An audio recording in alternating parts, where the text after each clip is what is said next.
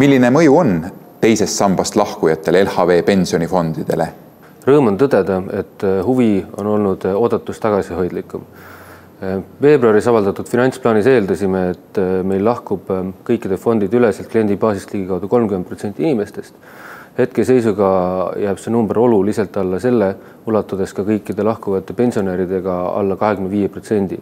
Rõõm on näha, et sissetulekust või vanusest hoolimata suurem enamik inimesi soovib siiski teises sambas kogumist jätkata. Liigume fondide mahtudega ajas tagasi mitte rohkem kui paar aastat ning näeme, et juba aastal 2023 oleme taas rekordmahtude juures ja seda kõikide aktiivselt juhitud fondidega.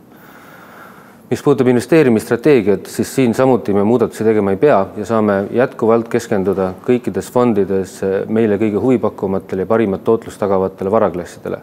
Saame investeerida kinnisvarasse, kohalikesse ettevõtetesse, erakapitalifondidesse ning oleme septembris ka palju lähemal kõikides fondides allokatsioonile, kus me tahaksime olla.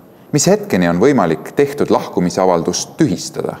Lahkumisavaldust on võimalik veel tühistada kuni juuli lõpuni. Ja väga hea meel on tõdeda, et LHV klientidest üha enam inimesi on seda üha aktiivsemalt viimastel nädalatel seda võimalust kasutanud.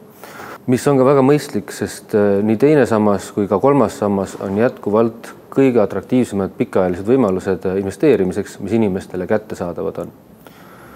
Igakuine makse tehakse brutopalgast, mis tähendab seda, et sellelt ei ole maha võetud 20% tulumaksu, mis tähendab seda, et kui koguda pikaajaliselt ning eelistada ühel päeval fondipensionit, on igakuine makse sisuliselt võrreldes ise investeerimisega koheselt 20% tootlusega.